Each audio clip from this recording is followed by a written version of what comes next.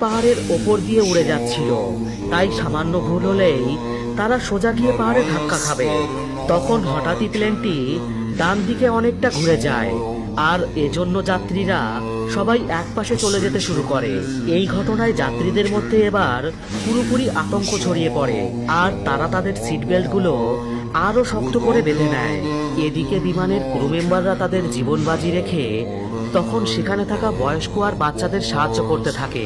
অন্যদিকে ক্যাপ্টেন লিও বিমানের নিয়ন্ত্রণ ফিরে পাওয়ার জন্য আপ্রাণ চেষ্টা করে যাচ্ছিল। লিওন তখন বিমানটিকে আচমকাই একটা টার্ন দেয়, আর এতে করে কাই আবারও বিমানের ভিতরে চলে আসে। আসলে সে কাইকে ভিতরে আনার জন্য ইচ্ছা করেই এরকমটা করে, কিন্তু এরকমটা করতেই ককপিটের দরজা হঠাৎ করে খুলে যায়, আর প্রচন্ড বাতাসের চাপে সবকিছু এলোমেলো হয়ে যেতে শুরু করে।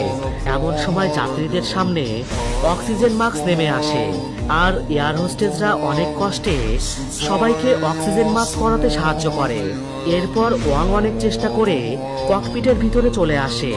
ওয়াং সেখানে এসে দেখে প্রচন্ড ঠান্ডায় প্রধান পাইলট লিও কাঁপছে, আর অক্সিজেনের অভাবে সে প্রায় অজ্ঞান হয়ে যাচ্ছে। এটা দেখে ওয়াং দ্রুত লিওর মুখে একটা অক্সিজেন মাস্ক দিয়ে দেয় এবং কোনো মতে সুইচ চেপে বিমানটিকে আরো নিচুতে নিয়ে যায়। এদিকে কন্ট্রোল রুমের সাথে তাদের সমস্ত যোগাযোগ বিচ্ছিন্ন হয়ে যায়। এজন্য আশেপাশের এয়ারপোর্টের ফ্লাইট ক্যান্সেল করে সব রানওয়েগুলো খালি করে দেওয়া হয়, যাতে করে বিমানটি সঠিক সময়ে এমার্জেন্সি ল্যান্ডিং করতে পারে। সেই সাথে পুলিশ এবং ফায়ার সার্ভিস সবকিছু নিয়ে যে কোনো খারাপ পরিস্থিতি মোকাবেলার জন্য নিজেদের প্রস্তুত করে ফেলে। এছাড়া কন্ট্রোল অফিস থেকে 3টে ফাইটার জেট পাঠানো হয়, যাতে তারাও বিমানের কাছে গিয়ে ক্যাপ্টেন লিওর সাথে যোগাযোগ করতে পারে।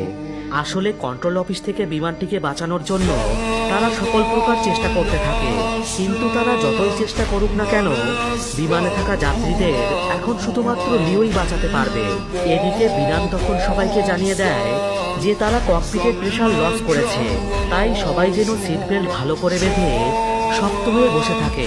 কন্ট্রোল রুম থেকে তখন বলা হয় যে তাদের সামনে বিশাল বড় একটা বরফে ঢাকা পাহাড় রয়েছে, আর সেখান থেকে যাওয়ার জন্য তাদেরকে আরো 3000 মিটার নিচ দিয়ে যেতে হবে। তা না হলে তারা বেঁচে থাকার জন্য পর্যাপ্ত পরিমাণে অক্সিজেন পাবে না।